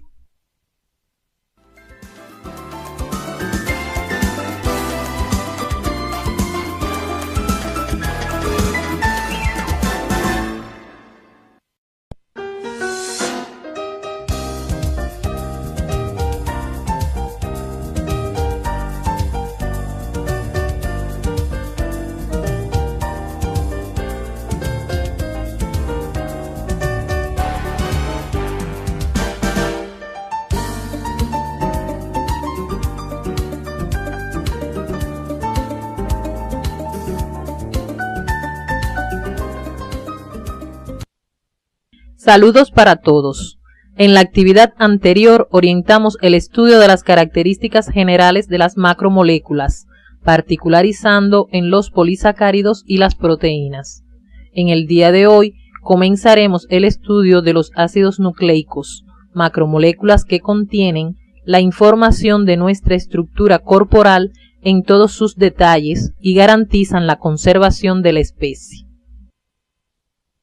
Al concluir el estudio de los contenidos orientados en la actividad de hoy, serán capaces de explicar las características estructurales y funcionales de los ácidos nucleicos, teniendo en cuenta sus componentes y niveles de organización.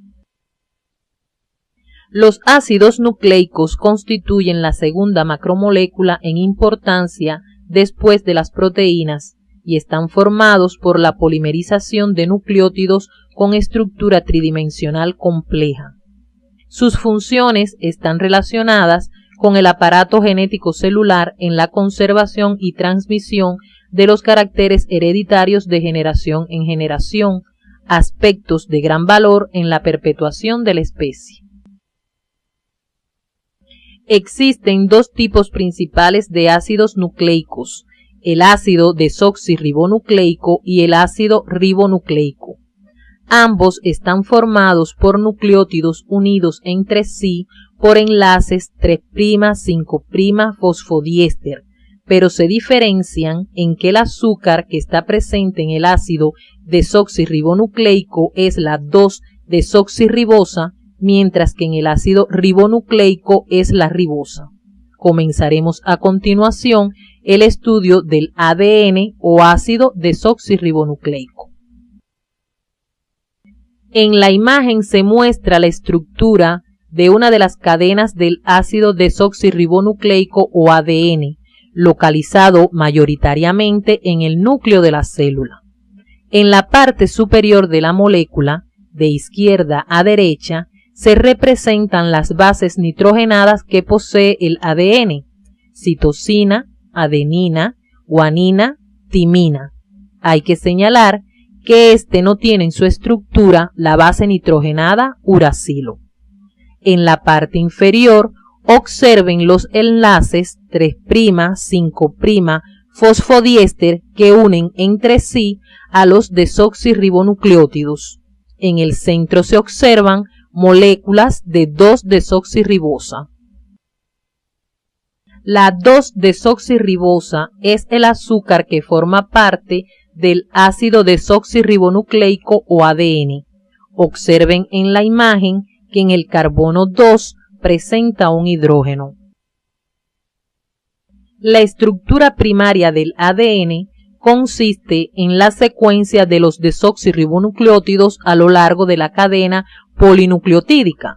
Observen en la imagen que el azúcar y el fosfato son los mismos, solo varía en la cadena la base nitrogenada. En un extremo de la cadena se encuentra un grupo 5' fosfato libre, mientras que en el otro un 3' hidroxilo. Para la determinación de la estructura secundaria del ADN, Watson y Crick utilizaron las reglas de Chargaff, las que plantean que la composición de bases del ADN es característica de cada especie. Las diferentes células de un organismo tienen una composición de bases nitrogenadas idéntica, que no varía con la edad, el desarrollo, estado nutricional u otras condiciones. La cantidad de timina es igual a la de adenina, mientras que la de citosina es igual a la de guanina. La cantidad de bases púricas es igual a la de bases pirimidínicas. La estructura secundaria del ácido desoxirribonucleico se descubrió por los científicos James D. Watson y Francis Crick en abril de 1953, lo que marcó un hito en el desarrollo de la biología molecular.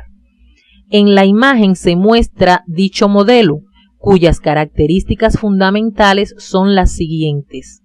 La molécula está formada por dos cadenas poliméricas de desoxirribonucleótidos. Ambas cadenas están enrolladas alrededor de un eje común con giro a la derecha, formando una doble hélice. Las bases nitrogenadas se encuentran hacia el interior de la molécula y se aparean entre sí, como se observa en la próxima imagen.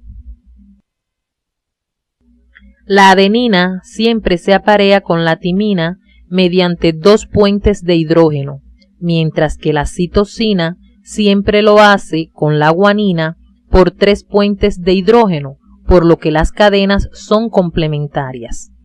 el eje pentosa-fosfato de las cadenas queda hacia el exterior.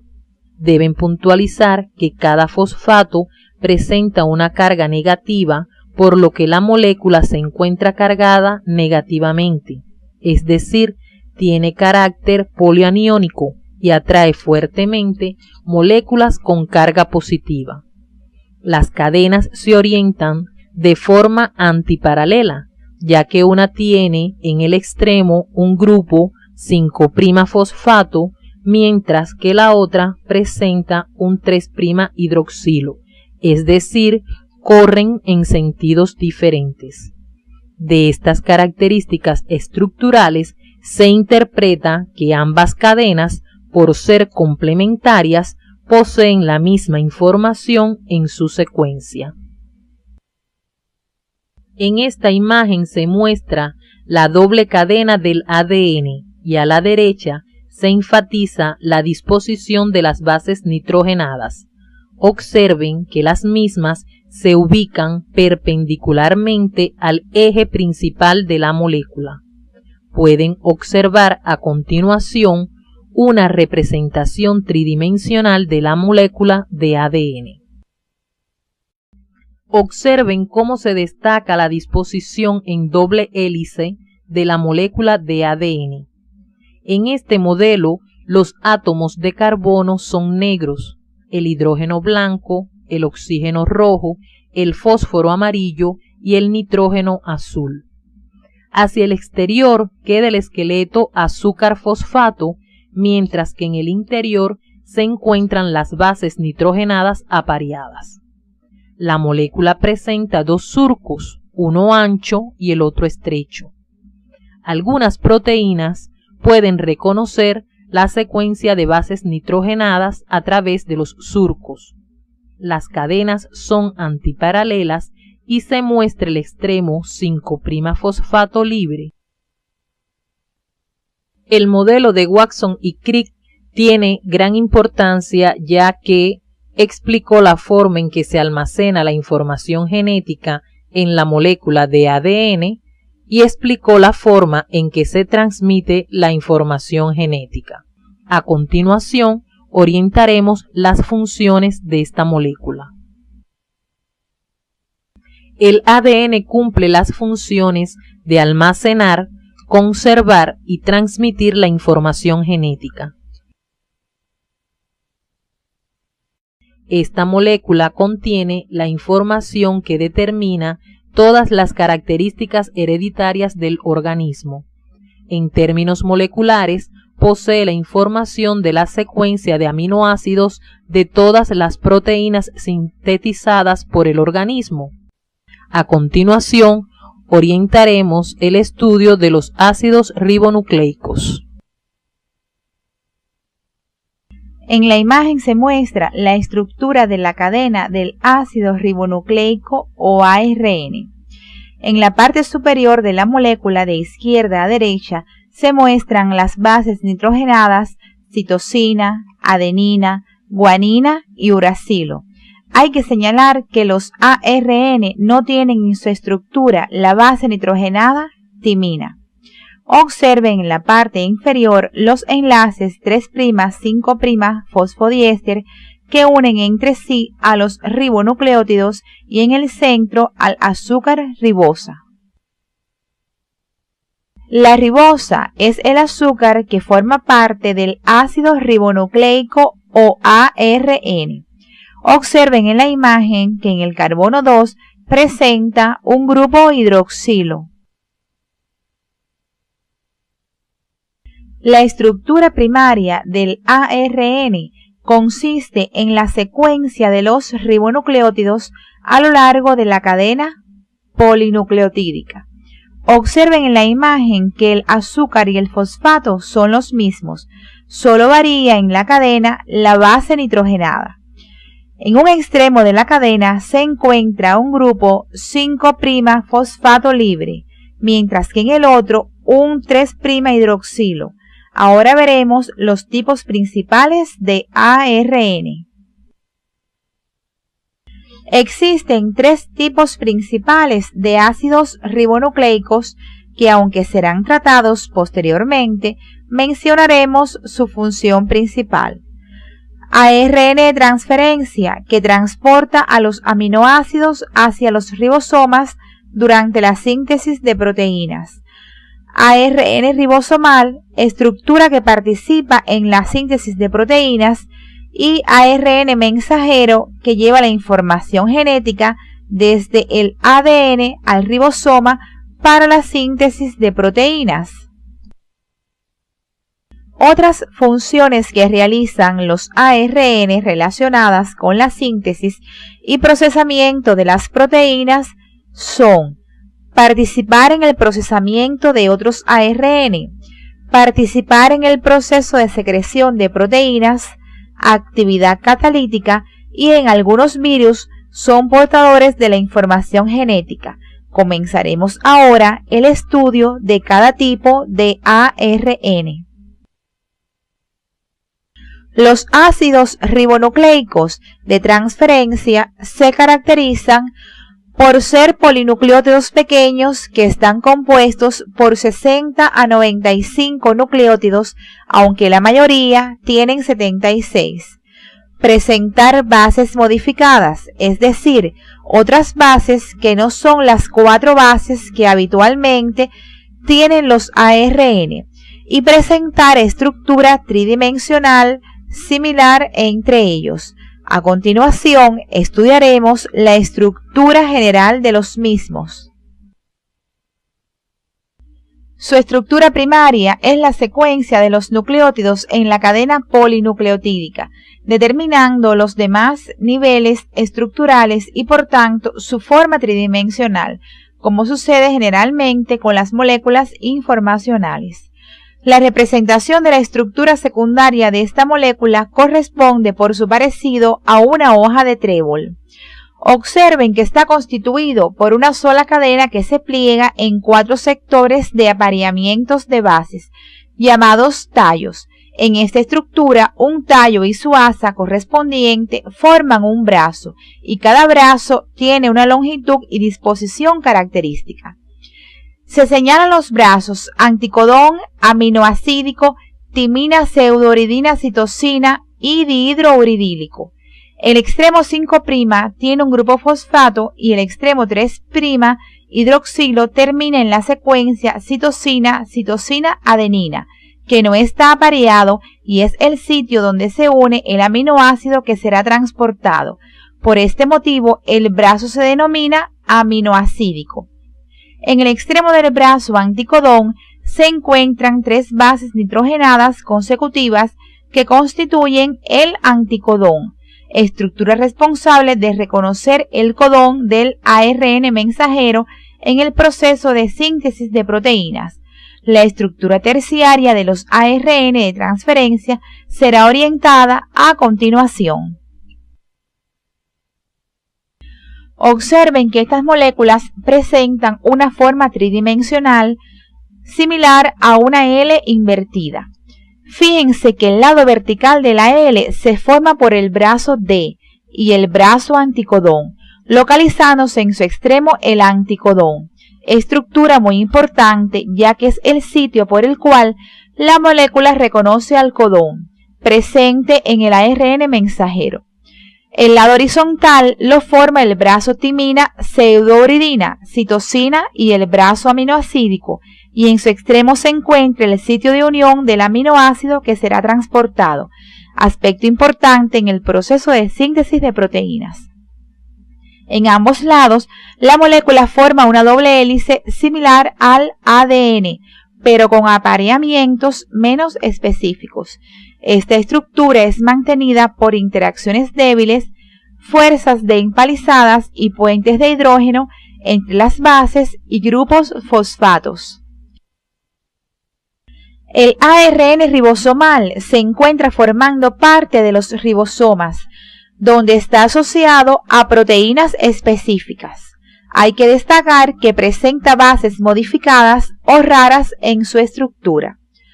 Los ribosomas son organelos citoplasmáticos no membranosos formados por 2 subunidades desiguales, la mayor OL y la menor OS.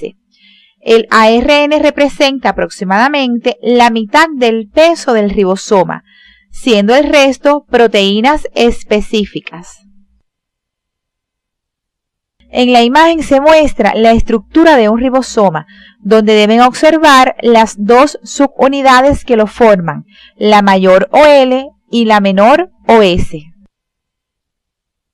Los ácidos ribonucleicos mensajeros difieren en cuanto a su tamaño en dependencia de la proteína que codifican. No presentan bases modificadas en su estructura, ya que deben contener la copia exacta de la información genética presente en el ADN para garantizar la fidelidad de la síntesis de proteínas. Su tiempo de vida medio es muy corto en comparación con los ARN ribosomal y de transferencia, debido a que es reemplazado en la célula después que es utilizada su información. Después de haber concluido la orientación de sus contenidos, arribamos a las siguientes conclusiones. Los ácidos nucleicos ADN y ARN son macromoléculas informacionales. La estructura del ADN en dos cadenas complementarias garantiza el almacenamiento, conservación y transmisión de la información genética. Los principales tipos de ARN participan fundamentalmente en la expresión de la información genética o síntesis de proteínas. Los ARN de transferencia son pequeños y presentan estructura tridimensional similar entre ellos. Su función es transportar los aminoácidos hacia los ribosomas en la síntesis de proteínas. Los ARN ribosomales forman parte de la estructura del ribosoma, participando en la síntesis de proteínas. El ARN mensajero lleva la información del ADN al ribosoma para la síntesis de proteínas. Observando esta imagen debemos recordar que en su interior se encuentra la información necesaria para la síntesis de los biocatalizadores, cuyo estudio orientaremos en la próxima actividad.